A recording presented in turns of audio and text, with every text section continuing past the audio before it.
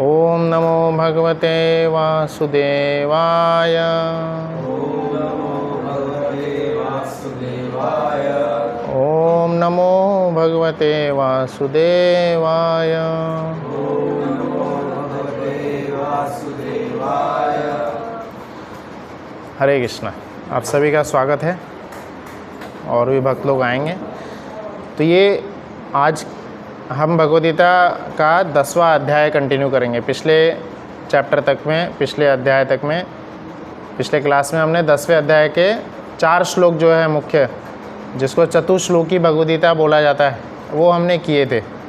ठीक है, उसका क्या था नंबर? चतुश्लोकी गीता कौन सा है? 8, 9, 10, 11। तो ये याद रखना है। और उसमें भी पहला श्लोक और ज़्यादा इम्पॉर्टेंट है, जिसमें भगवान अपनी एग्जैक्ट आइडेंटिटी को बताते हैं। इसके पहले भी कई सारे श्लोकों में भगवान कृष्ण जो हैं अपनी आइडेंटिटी बताएं। जैसे 5वें अध्याय में भोक्ताराम यज्ञ तपसाम सर्वलोक महेश्वरम, उसमें भी बताएं कि सर्वलोक महेश्वर, पूरे लोकों के महेश्वर कौन है? कृष्ण है। फिर 7वें में भी मत्ता परतरम ना अन्यत किंचित अस्ति धनंजय, ऐसे 7वें में, 8वें में, अभी तक में कई सारे जगह पे।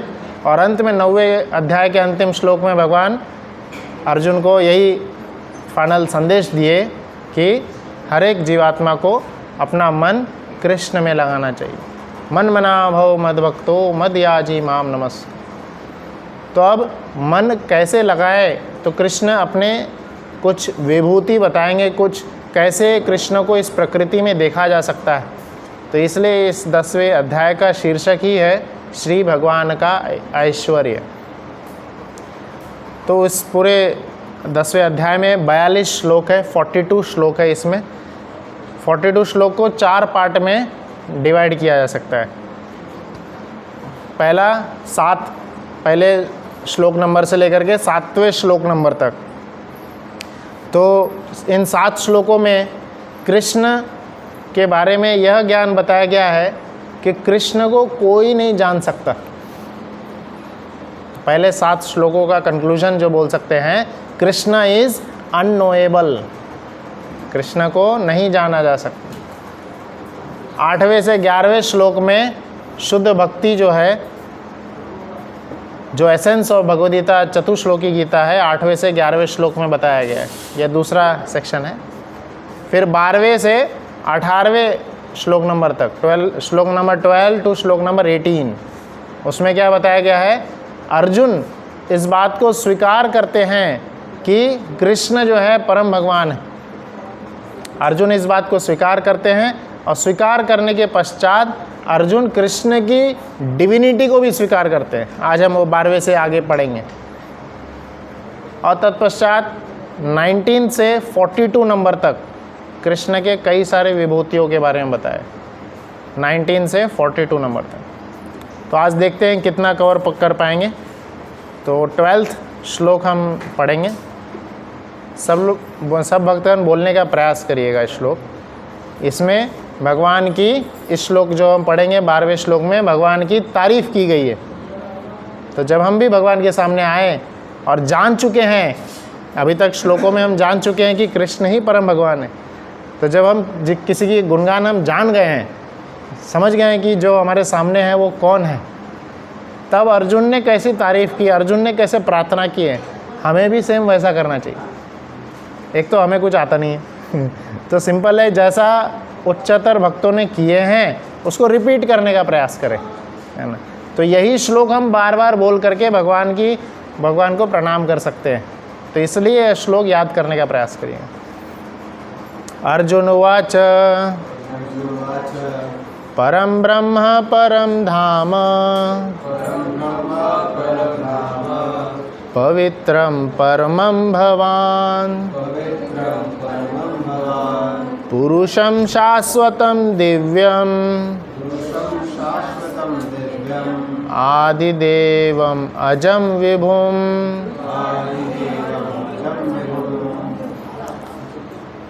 ठीक है, तो क्या बता रहे हैं? परम ब्रह्म परम धाम पवित्रम परमं भवान।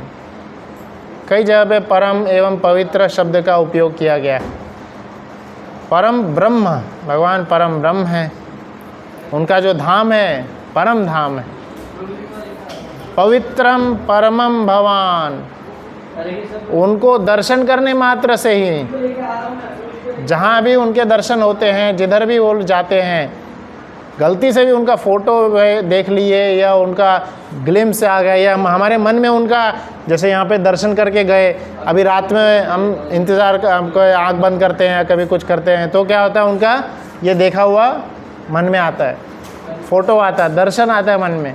तो बस दर्शन मन में आभास आने मात्र से ही क्या हो जाता है, पवित्रम परमम भवान, सब कुछ पवित्र हो जाता है। ऐसा अर्जुन बोल रहे हैं। पुरुषम शाश्वतम दिव्यम, शाश्वत पुरुष है ये। शाश्वत अर्थात, शाश्वत का अर्थ क्या होता है,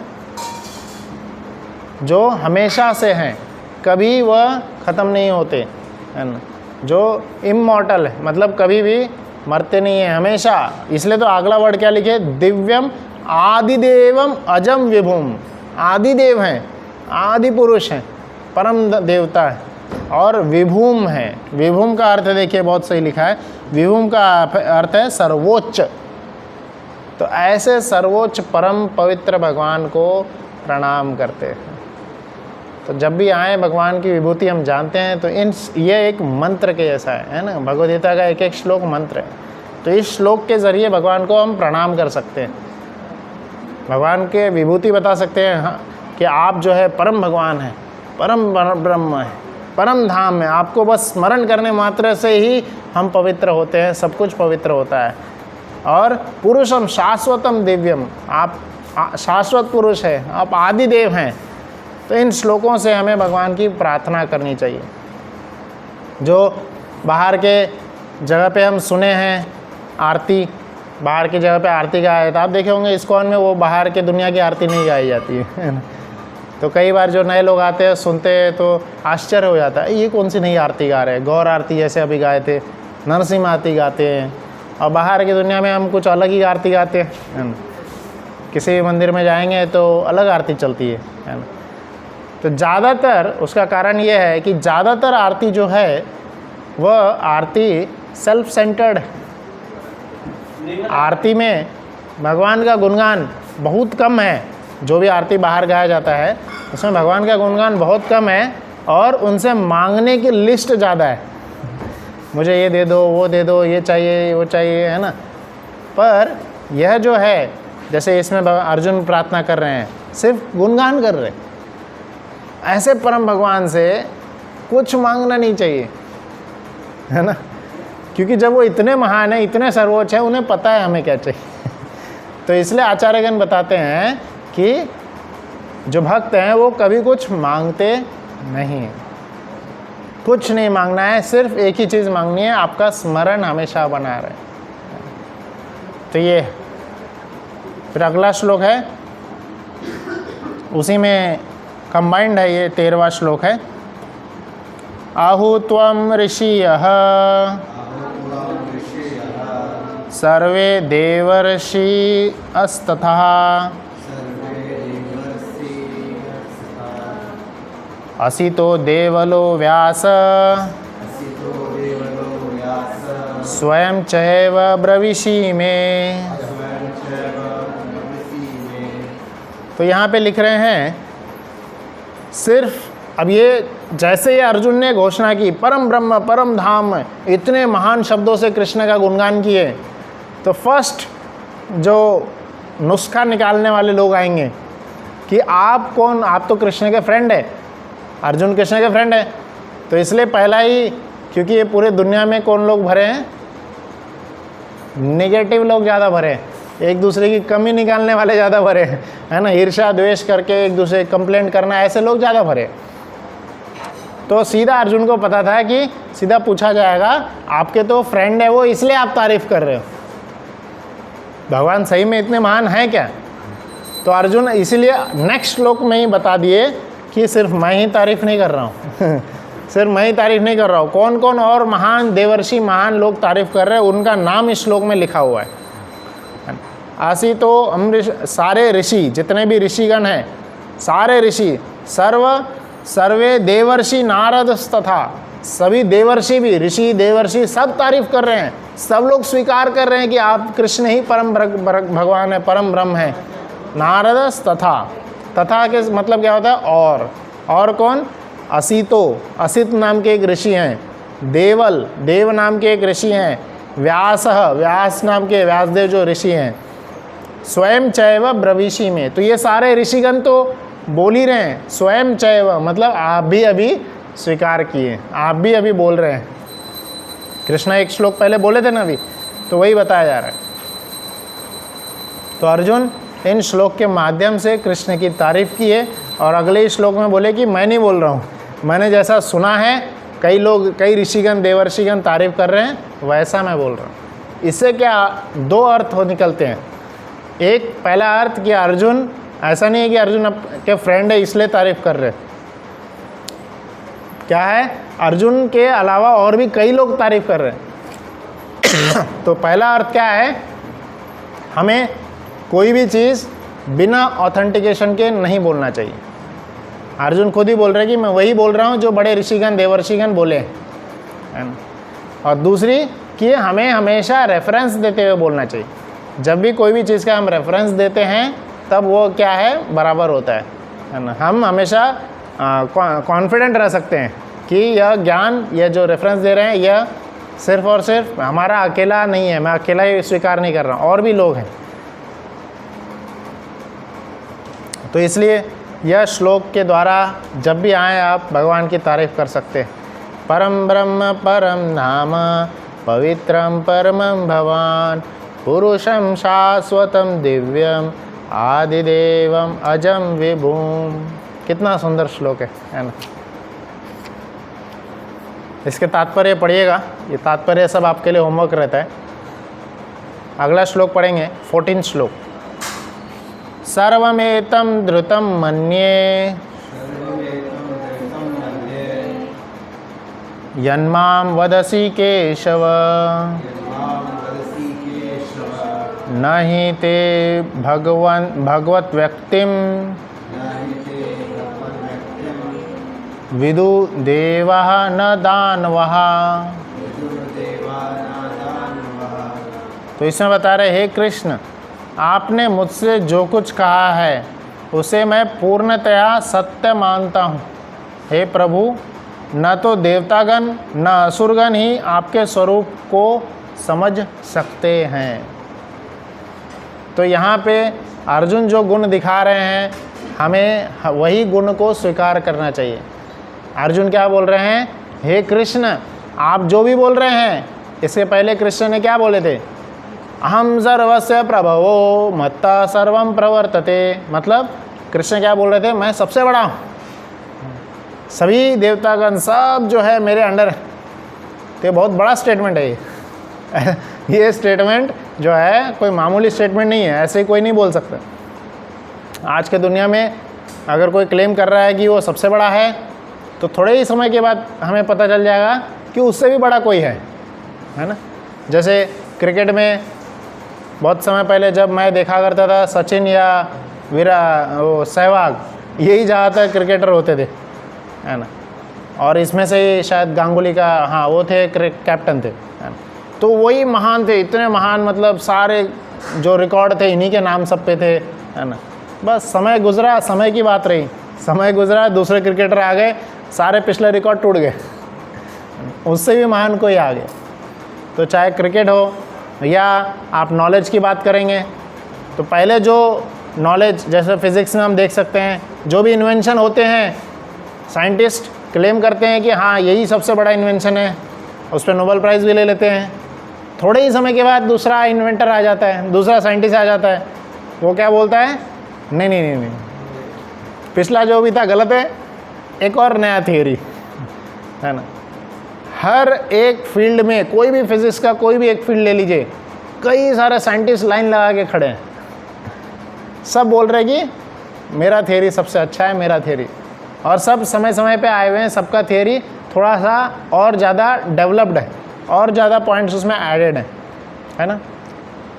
तो ज्ञान की हो या शक्ति की हो या सुंदरता की हो जैसे मिस यूनिवर्स बनते हैं लोग, मिस यूनिवर्स बनते हैं और हर जगह न्यूज़ फैल जाती है कि कितनी सुंदर है ये, कितनी सुंदर है, मिस यूनिवर्स हो गई, और अगले साल ही कोई आ जाती और बड़ी सुंदर। पिछले साल वाले को कोई वैल्यू ही नहीं। ओलंपिक्स में हम देखते हैं गोल्ड मेडल लेकर के आया है, सब जगह तारीफ़ होती है, पर अगले साल उसकी कोई वैल्यू नहीं है, क्योंकि अगले साल और दूसरा कोई आया था गोल्ड मेडल ले लेता है। तो चाहे सुंदरता हो, चाहे विज्ञान हो, चाहे वैभव हो, चाहे ऐश्वर्य हो, चाहे धन हो, चाहे फेमस होना हो, या चाहे वैराग्य होना हो, ये 6 प्रकार के ऐश्वर्य हैं जो सिर्फ और सिर्फ कृष्ण में ही संपूर्ण मात्रा में कोई कृष्ण से ज़्यादा सुंदर नहीं हो सकता, कोई कृष्ण से ज़्यादा शक्तिशाली नहीं हो सकता। ज़्यादा से ज़्यादा लोग 150-200 किलो उठाएंगे और उठा करके इतना उठा करके बोल देंगे बस हो गया नीचे रख देते हैं, है ना। कृष्ण यहाँ पे है, फोटो होगा कहीं, कृष्ण गोवर्धन पर्वत उठाए थे, है ना, 7 दिन 7 रात तक छोटी सी उंगली पे उठा के रखे, और उसके बाद हॉस्पिटल नहीं गए थे कि वो उंगली में दर्द कर रहा है वगैरह। तो कृष्ण की इच्छा मात्र से ही उठा हुआ था वो। तो हमें हर क्षेत्र में कृष्ण को ही नमन करना चाहिए, वही सर्वस्व है। चाहे ऐश्वर्य के मामले में हो, चाहे धन के मामले में हो, चाहे वैराग्य के मामले में हो, किसी भी क्षेत्र में कृष्ण ही परम ब्रह्म है, परम धाम है, परम पवित्र हैं, और यही अर्जुन यहाँ स्वीकार कर रहे हैं। और आगे यही बता रहे हैं कि यह जो ज्ञान है ये सब लोग स्वीकार कर रहे हैं, सबको क्या है, उसे मुझे पूर्णतया मैं सत्य मानता हूँ। ये हमें हमेशा सत्य मानना है, कभी भी डाउट नहीं करना है कि क्या ये परम भगवान है कि नहीं है, कि ऐसे ही मूर्ति है, या मिथोलॉजी बोला गया है हमारे, है ना, क्या फैलाया जाता है, मिथ है, भगवद गीता या महाभारत या सब बोला जाता है मिथ है। तो क्या ये सही में मिथ है, या ऐसा डाउट कभी भी मन में नहीं आना चाहिए। संशय आत्मा विनश्यति, जो संशय में रहता है उसका विनाश तय। इसलिए संशय में नहीं रहना, क्लियर करना है, जो भी डाउट है, जो भी संशय है, उसको क्लियर करिए। क्योंकि कई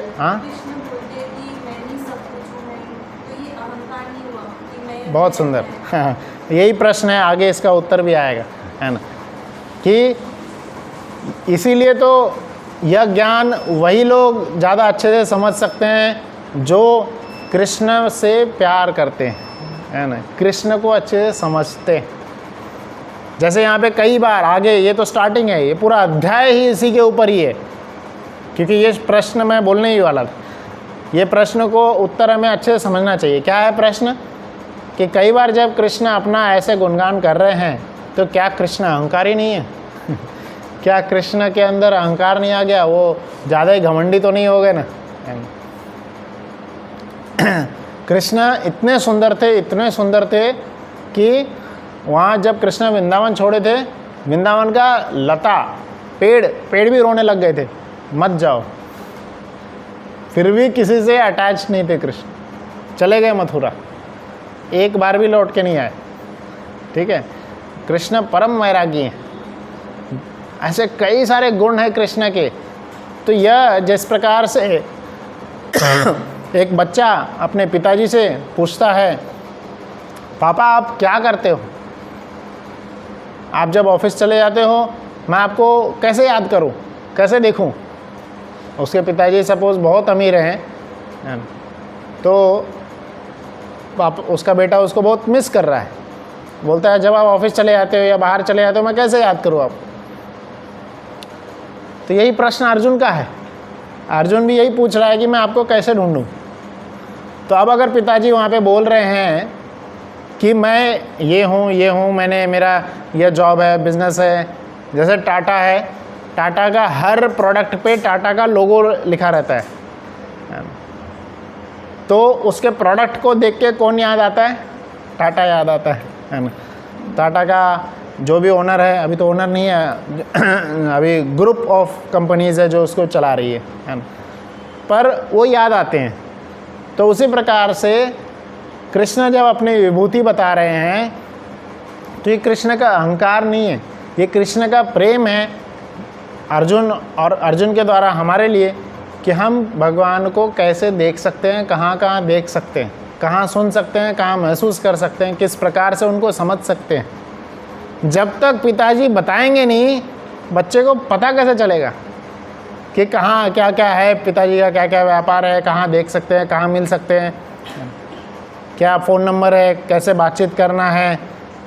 पिताजी ने सपोज़ कहीं फ़ोटो लगाया, हाँ ये देखो, ये फ़ोटो को देख करके याद करना, तो कृष्ण तो वही बताएंगे, ये प्रकृति है, प्रकृति में जब आप सूर्य को देखो मुझे याद करना।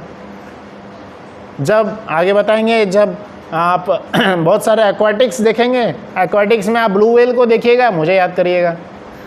इस प्रकार से गिनाएंगे, है ना।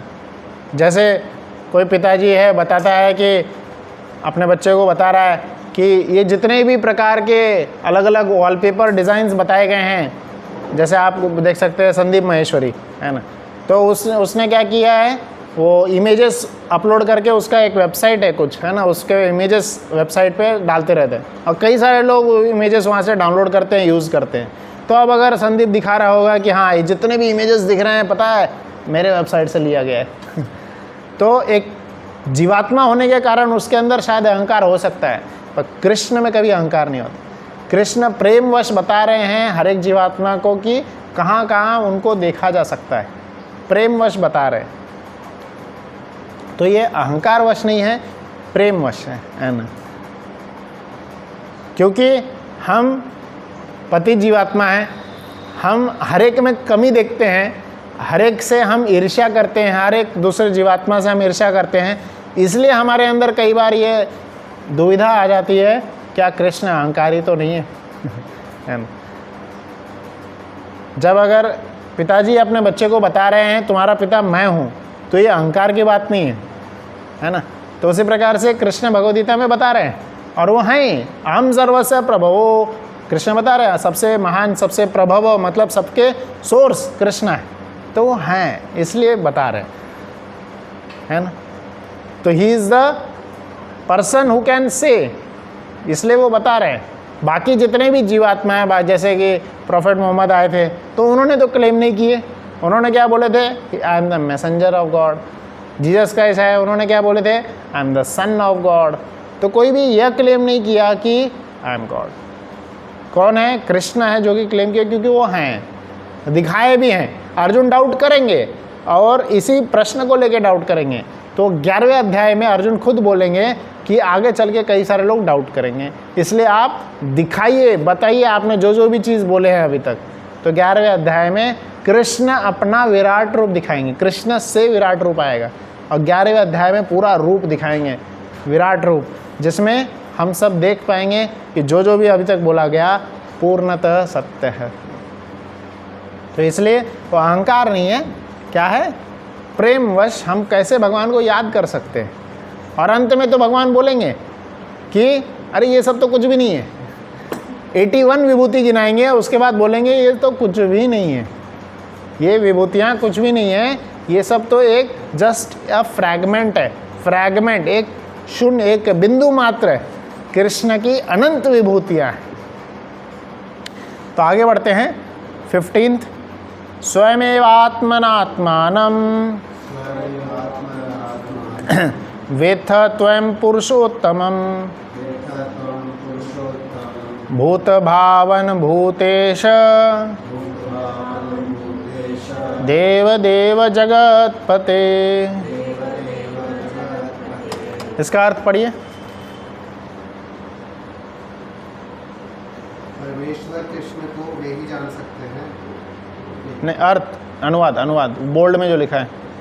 हे परम पुरुष, हे सत्य उत्तम, हे समस्त प्राणियों के स्वामी, हे देवों के देव, हे ब्राह्मण के प्रभु, ब्रह्मांड के प्रभु, निसंदेह एकमात्र आप ही अपने को अपने अंतराग शक्ति से जानने वाले हैं। हाँ, तो यहाँ पे इन शब्दों के द्वारा भी हम भगवान की तारीफ, भगवान की प्रार्थना कर सकते हैं। और अंत में क्या बोल रहे हैं कि आप ही अपने आप को जान सकते हैं कोई और कृष्ण को नहीं जान सकता, कृष्ण ही जानते हैं खुद को, और कृष्ण ही कृपावश हमें बता सकते हैं, है ना। अगला देखेंगे, वक्तुम अर्हसि अशेषेण दिव्या ह्यात्मविभूतयः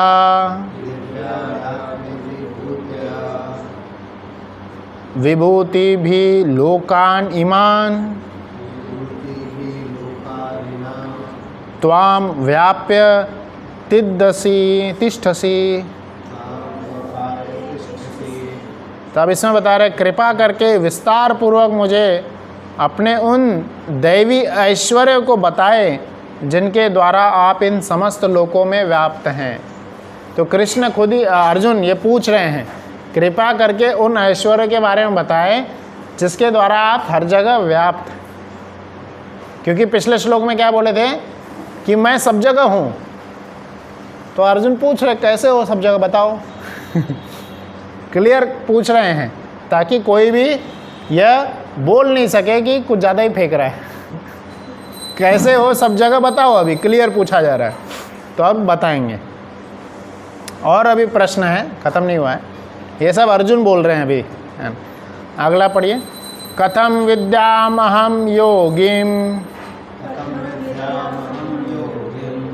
त्वां सदा परिचिन्तयन् केषु केषु च भावेषु चिन्तयोऽसि भगवन्मया। हे कृष्ण, हे परम योगी, मैं किस तरह आपको निरंतर चिंतन करूं और आपको कैसे जानूं। हे भगवान, आपका स्मरण किन किन रूपों में किया जाए।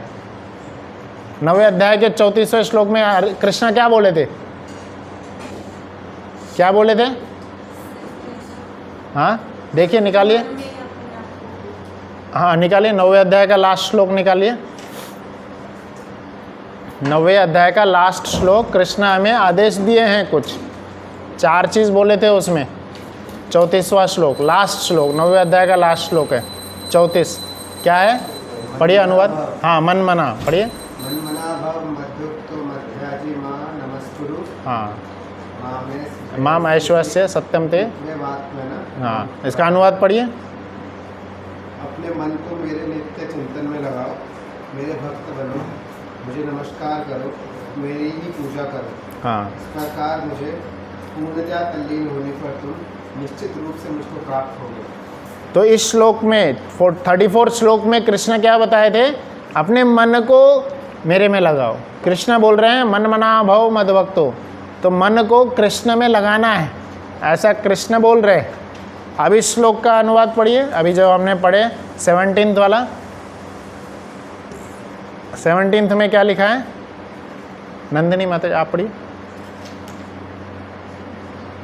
हे कृष्ण, हे परम योगी, मैं किस तरह आपका निरंतर चिंतन करूं और आपको कैसे जानूं। हे भगवान, आपका स्मरण किन किन रूपों में किया जाता है। तो वही है, अर्जुन कृष्ण ने बोले थे कि मेरा स्मरण हमेशा करो, हमेशा मेरा चिंतन करो, मन मेरे में लगाओ।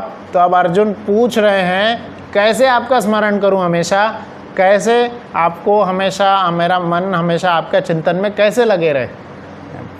तो कृष्ण ने आदेश दे दिए, पर हम जैसे मूर्ख क्या है, ऐसे से रिलाते रह गए। पर अर्जुन क्या है, समझे उस आदेश को और पालन करना है। अब पालन कैसे करें हमें समझ नहीं आ रहा है, तो अर्जुन पूछे कि कैसे मन लगाऊं, है ना।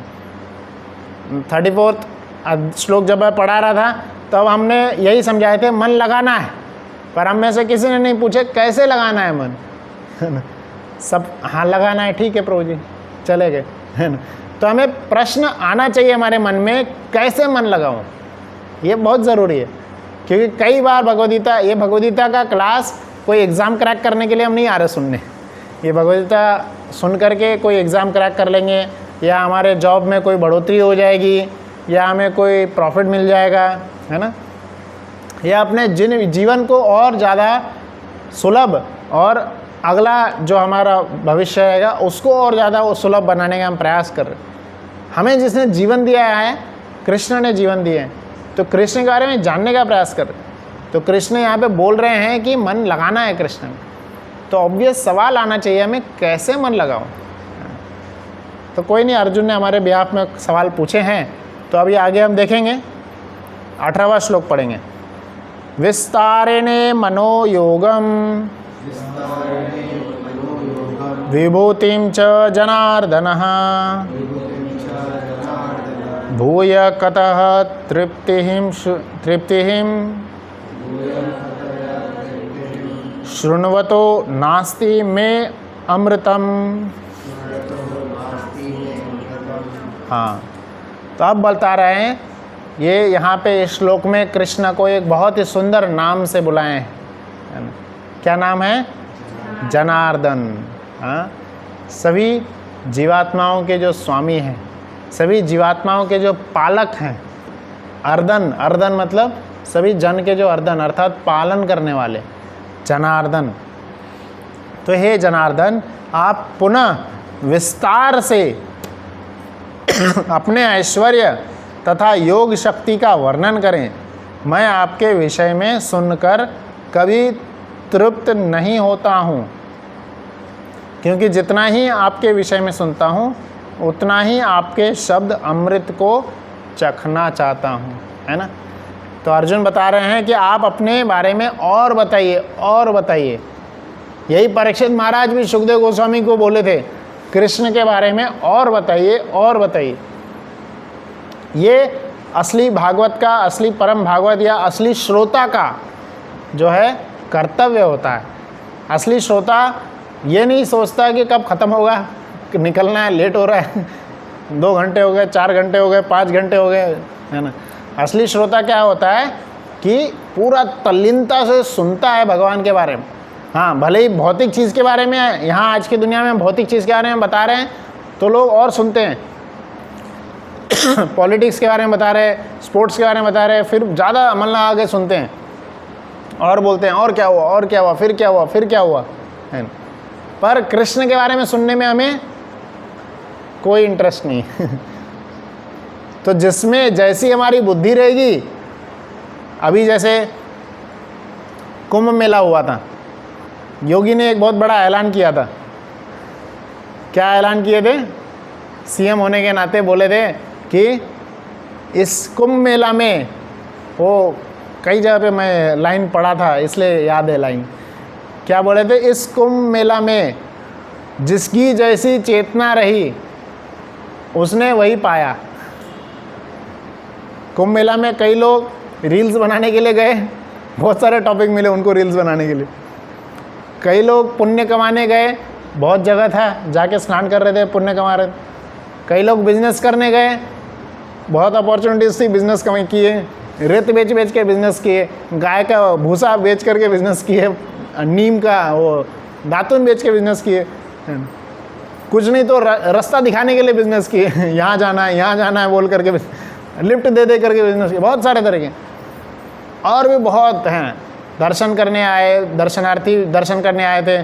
कुछ लोग गलतियाँ निकालने के लिए आए थे तो उनको भर भर के गलतियाँ भी मिली, और कुछ लोग सुधार के लिए आए थे तो कई लोगों ने सुधार किए। तो बहुत सारे हैं।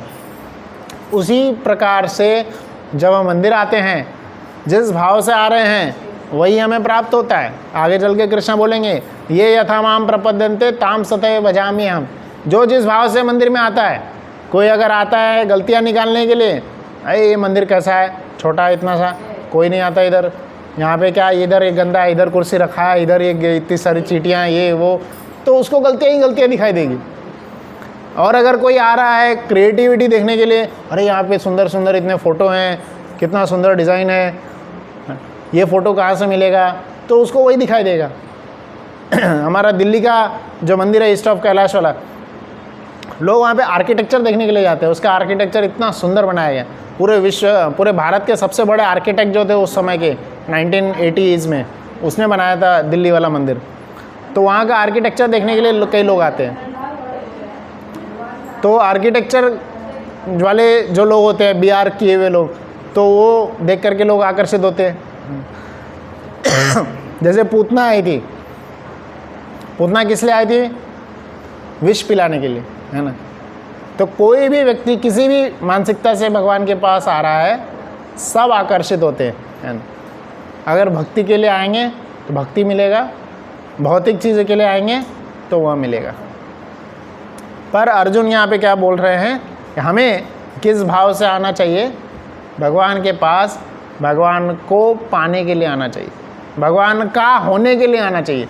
हम भगवान आपके हैं, आपके दास हैं, आपको जानना चाहते हैं, आपको स्मरण करना चाहते हैं, आपको हमेशा आपका स्मरण हमारे मन में बना रहे हैं, इसलिए हम आपके पास आए हैं, आपकी प्रार्थना करने के लिए आए, आपका गुणगान करने के लिए आए। तो वो अर्जुन इस श्लोक में सिखा रहे हैं, पूछ रहे हैं अर्जुन, है ना। हमें भी ऐसा पूछना चाहिए, कैसे गुणगान करूं, कैसे करूं, कैसे करूं, रोज़ पूछना चाहिए। क्यों? क्योंकि हम रोज़ भूल जाते हैं, रोज़ पूछना चाहिए।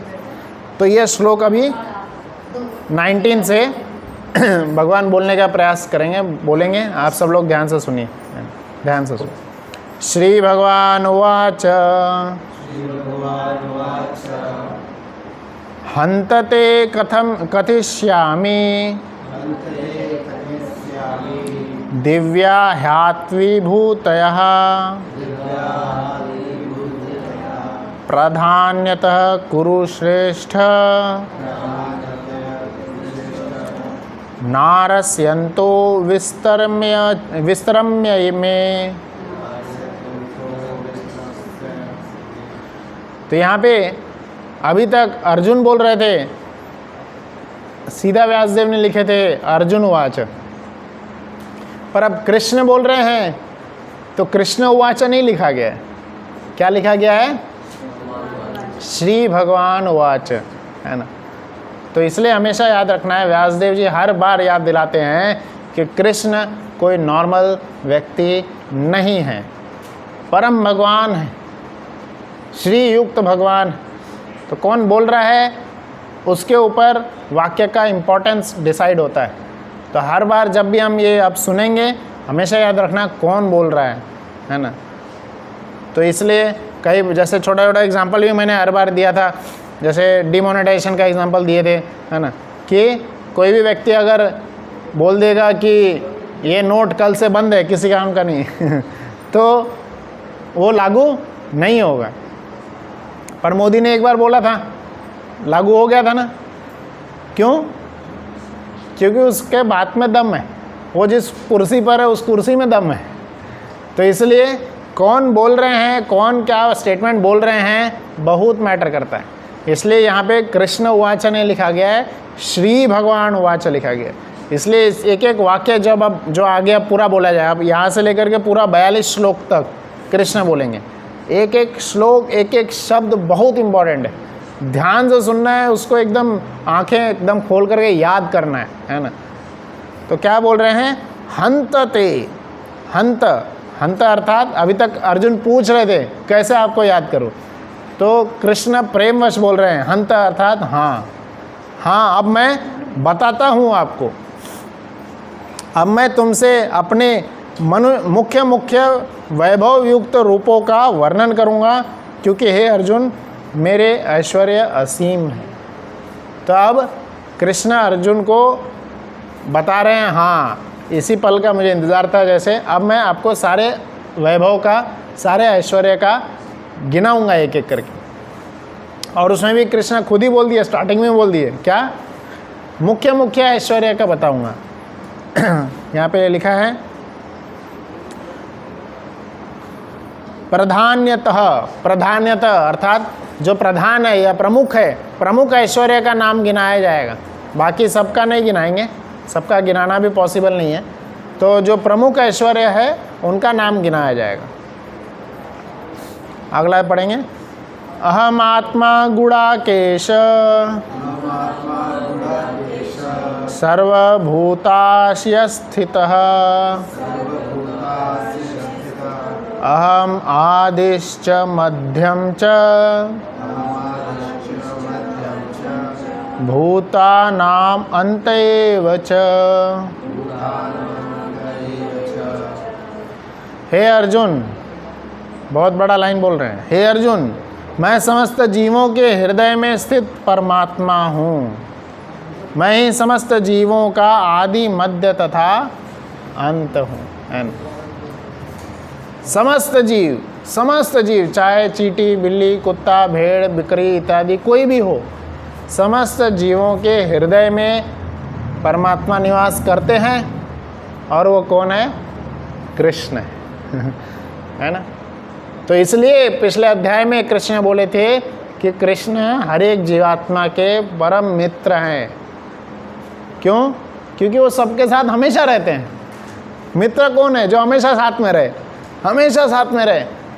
चाहे वो जीवात्मा मनुष्य के शरीर में हो या कुत्ते के शरीर में हो या किसी भी शरीर में हो, हर एक शरीर में परमात्मा हमेशा साथ देते हैं, है ना।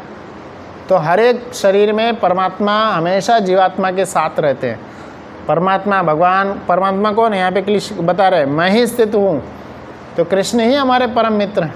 इसलिए कई सारे आचार्यगण बताते हैं, रिश्ता जोड़ना है तो सिर्फ और सिर्फ कृष्ण से जोड़ना चाहिए। किसी को मित्र बनाना है तो सिर्फ कृष्ण को मित्र बनाओ। किसी का दास बनना है तो सिर्फ कृष्ण का दास बनो। किसी का पुत्र बनना है तो सिर्फ कृष्ण को पुत्र बनाओ। किसी को किसी भी प्रकार का रिश्ता निभाना है तो सिर्फ कृष्ण के साथ रिश्ता निभा। अंदर आ जाइए, और भी लोग आएंगे, यहाँ आके बैठिए, यहाँ आ जाइए। अगला श्लोक पढ़ेंगे। हाँ बोलिए। अगर जैसे भगवान सबके अंदर है तो कुछ लोग होते हैं जो जैसे मांस मच्छी खाते हैं या कुछ लोग होते हैं दूसरे लोगों को मारते हैं। तो अगर भगवान सबके अंदर है तो फिर वो भावना कैसे आती है? जगह छोड़ दीजिएगा आने के लिए, थोड़ा और आगे आ जाइए। बहुत अच्छा प्रश्न है कि भगवान सभी के हृदय में है, तो जैसे इन्होंने बोले मांस मच्छी खाना या किसी भी प्रकार का गलत कार्य करने के लिए क्यों व्यक्ति प्रेरित होता है? जब भगवान सभी के हृदय में है तो क्यों गलत कार्य कर रहे हो? तो कृष्ण सभी के हृदय में है। अभी कृष्ण ने सिर्फ अपना प्रेजेंस बताए, और इंतज़ार करिए, अभी तो विभूति बता रहे। आगे चल के 13वें अध्याय में भगवान अपना रोल बताएंगे। अब उस जैसे किसी को जॉब अपॉइंट किया जाता है तो पहले जॉब लोकेशन दी जाती है ना। आप सब लोग जॉब करने वाले, तो जॉब पहले जॉब लोकेशन दी जाती है, उसके बाद में जॉब प्रोफाइल दी जाती है। ठीक है, तुम हैदराबाद चले जाओ, तुम्हारा इधर करना क्या है सर, वहाँ जाके फिर ये करना है ना। तो 13वें अध्याय में कृष्ण बताएंगे कि वो परमात्मा के रूप में करते क्या हैं। तो प्रश्न पूछा गया है तो अभी बता देता हूँ। 13वें अध्याय में भगवान वैसे बताएंगे। तो परमात्मा के रूप में कृष्ण क्या करते हैं? He is just a observer. Krishna is just an observer and अलावर।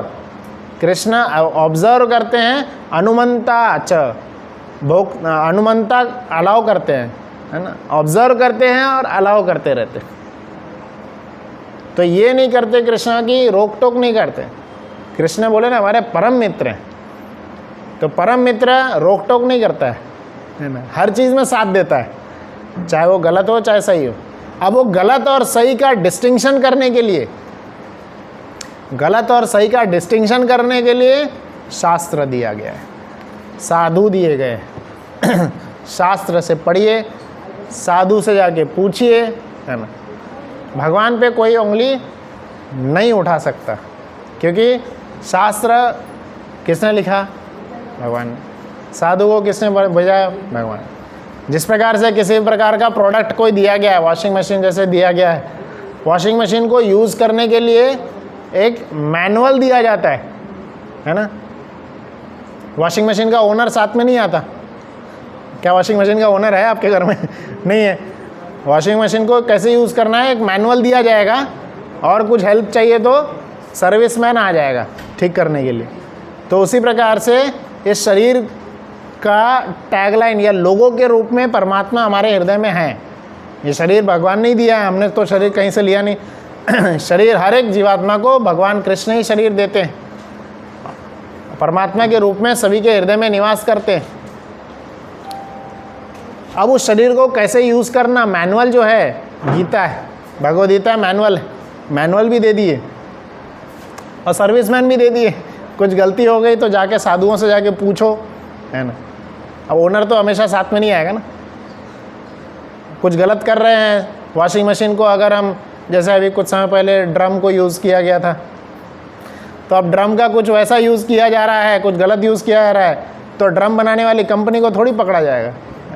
तो इस शरीर से अगर कोई व्यक्ति कुछ भी गलत कार्य किया जा रहा है तो भगवान का दोष नहीं है।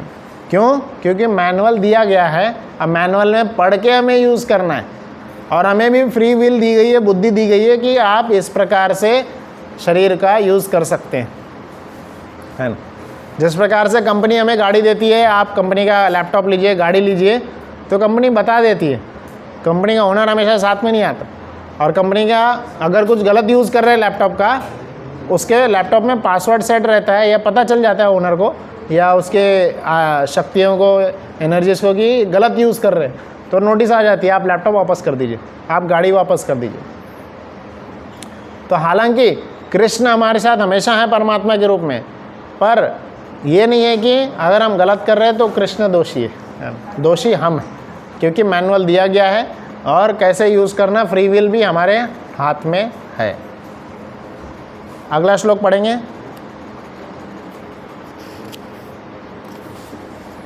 तो इसलिए हमेशा याद रखना है, कृष्ण ही हम सबके हृदय में परमात्मा के रूप में रहते हैं।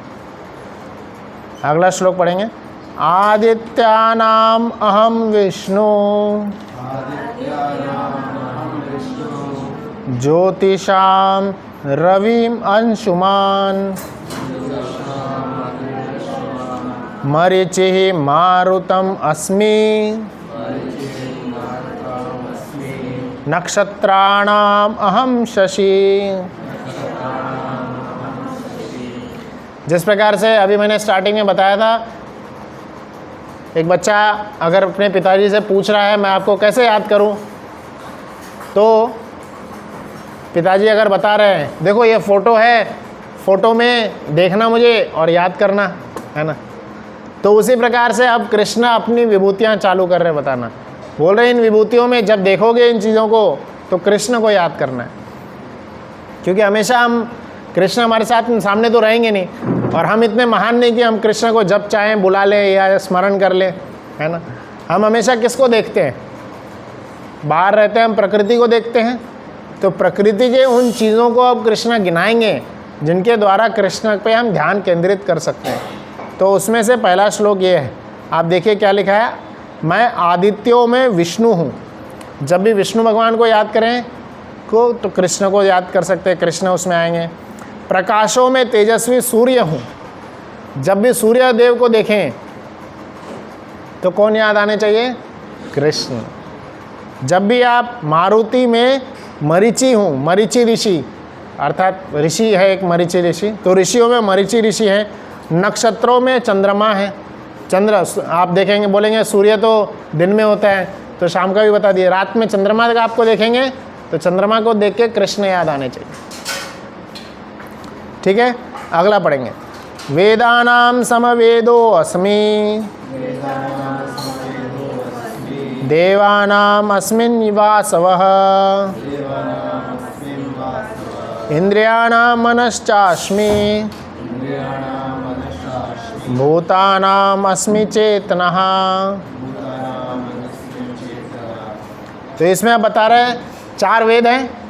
कौन कौन से 4 वेद हैं? ऋग्वेद, यजुर्वेद, सामवेद, अथर्ववेद, ये 4 वेद। तो अब यहाँ कृष्ण क्या बता रहे हैं, जब भी आप वेदों को पढ़ें, वेदों में कृष्ण कौन है? सामवेद लिखा है ना, वेदों में सामवेद, सामवेद कृष्ण है। सामवेद क्यों है कृष्ण? सामवेद में क्या बताया गया है, जानते हैं कोई? संगीत के बारे में बताया गया। संगीत के बारे में सामवेद में बहुत अच्छे से बताया गया, और भी बहुत कुछ है पर मुख्यतः संगीत के बारे में बताया गया, तो इसलिए तो कृष्ण को उसमें देख सकते हैं। अगला है, देवों में स्वर्ग का राजा इंद्र हूँ मैं, इंद्रियों में मन हूँ। तो हमारे पास कितनी इंद्रियां हैं? 10 है। 5 ज्ञानेंद्रिय, 5 कर्मेंद्रिय, और सभी इंद्रियों में सर्वश्रेष्ठ इंद्रिय जो है मन है ना। तो मन जो है कृष्ण है। और क्या बता रहे हैं? समस्त जीवों में जीवन शक्ति चेतना है ना, समस्त जीवात्माओं में चेतना शक्ति जो है वह कृष्ण है ना? तो आगे सिर्फ श्लोक नहीं, श्लोक के सिर्फ अर्थ पढ़ते आते हैं, बहुत बड़ी लिस्ट है अब आगे। टोटल 81 विभूति कृष्ण गिनाए। तो अगला श्लोक पढ़ेंगे, उसमें अर्थ ही हम देखेंगे। समस्त रुद्रों में कितने रुद्र हैं? रुद्र कितने? रुद्र अवतार 12 हैं। 12 प्रकार के रुद्र अवतार हैं। समस्त रुद्रों में कृष्ण शिव हैं। यक्षों में, यक्ष तथा राक्षसों में कृष्ण क्या हैं? कुबेर हैं। कुबेर देवता को देख करके कृष्ण को याद कर सकते हैं। वसुओं में कृष्ण अग्नि हैं। समस्त पर्वतों में कृष्ण मेरु पर्वत है। अब मेरु पर्वत किधर है जानते हैं कोई? सुने होंगे, ज्योग्राफी वगैरह पढ़े होंगे तो। इंडिया में है मेरु पर्वत? हाँ, नहीं है? हाँ जी, इंडिया में नहीं है। एक्चुअली ये इंडिया है ही क्या, एक बिंदु मात्र है ना। तो ये जो मेरु पर्वत की बात हो रही है, हम जानते हैं कि भारत में सबसे बड़ा पर्वत कौन सा है? Mount Everest. माउंट एवरेस्ट ही सुने है ना। हाँ, तो भारत में कौन सा है? कंचनजंगा है ना, कंचनजंगा है। तो ये सब पर्वत हम नाम सुने हैं, देख भी सकते हैं, जा भी सकते हैं, चढ़ भी सकते हैं। पर ये पर्वत कृष्ण जो भगवद्गीता में बात कर रहे हैं, क्या बोल रहे हैं? समस्त पर्वतों में मेरु पर्वत है। तो अब ये मेरु पर्वत कहाँ है थोड़ा बताते हैं। आपने अगर किसी ऋषि को या किसी पुजारी को यज्ञ में बुलाए होंगे, तो यज्ञ में पुजारी क्या बोलता है? भारतवर्षे, भारत खंडे, है ना। भारतवर्ष में अपना स्थान का अगर ज्योग्राफी या लॉन्गिट्यूड लैटिट्यूड बताना है तो पूरा बताता है वो। भारतवर्ष में, भारत खंड में, और जम्बू द्वीपे, जम्बू द्वीप बताता है ना। तो ये हम लोग कहाँ हैं? जम्बू द्वीप में हैं। हम जिस द्वीप में हैं उसका नाम है जम्बू द्वीप। जिस वर्ष में है वो उसका नाम है भारतवर्ष। भारतवर्ष में कई सारे खंड हैं, ये 5वें स्कंद में इसका वर्णन है। तो भारत खंड में है, और भारत खंड में भी फिर वो हमारा वो प्लैनेट आता है वहाँ पे अर्थ, उसमें फिर इंडिया आता है। भारत सिर्फ इस देश का नाम नहीं है। तो जय श्री जगन्नाथ बलदेव सुभद्रा महारानी की जय। तो इस प्रकार से भारत का यहाँ पे डेफिनेशन बताया। तो अब इस जम्बू द्वीप में, जम्बू द्वीप जो है इस प्रकार से जम्बू द्वीप के जैसे 9 और द्वीप हैं। थोड़ा देर कथा ख़त्म हो जाएगी, उसके बाद जा सकते हैं। तो जम्बू द्वीप के जैसे 9 और द्वीप हैं। 9 द्वीप में से जो ये सारे द्वीप हैं, सबसे ऊपर में स्वर्गलोक जो है, स्वर्गलोक जहाँ पे है, उस जगह पर एक बहुत बड़ा सा एक पर्वत है ना। और वो पर्वत जो है सोने का पर्वत है, गोल्ड का माउंटेन है। और उस गोल्ड के माउंटेन के ऊपर ही ये पूरा जो जगत है वो एक स्थायी है ना? एक रुका हुआ, उसका जो टिप है उसी के ऊपर रुका हुआ है। और उस पर्वत का नाम है मेरु पर्वत। तो इस प्रकार से यहाँ पे इन विभूतियों के बारे में चर्चा की गई है कि कैसे कृष्ण को पाया जा सकता है। और अभी तो स्टार्टिंग है। अभी हमने कितने श्लोक देखे, कहाँ तक पहुँचे? 23 तक पहुँचे हैं। तो 23 तक ही करते हैं क्योंकि समय भी हो गया। 23 के मतलब 24 से हम लोग बाद में देखेंगे। 24 से 42 तक बाद में और सारे विभूतियों का नाम देखेंगे, ठीक है। तो अगला सैटरडे जो है लास्ट इस चैप्टर के ऊपर 10वां अध्याय के ऊपर लास्ट श्लोक लास्ट क्लास रहेगी। इसमें बाकी के और विभूतियों का नाम देखेंगे। हर एक विभूति को हम अच्छे से समझेंगे ताकि जब भी हम इधर उधर देखें, अभी तक हमने मुख्य विभूति कौन से देखे हैं जिसको हम देख सकते हैं, महसूस कर सकते हैं? सूरज को देखे हैं, चंद्रमा को देखे हैं। तो जब भी आप बाहर जाएं, सूर्य को देखें, कौन स्मरण आना चाहिए? कृष्ण। और आगे चल के इसी लाइन में बताएंगे भगवान कि यज्ञानाम, हमेशा ये लाइन याद रखिएगा, यज्ञानाम जप यज्ञ अस्मि। सभी प्रकार के यज्ञों में सर्वश्रेष्ठ यज्ञ जो है जप यज्ञ। तो इसलिए हर क्लास की तरह आज हम लोग जप करेंगे, है ना। किसी का कोई प्रश्न कोई पूछना चाहते हैं?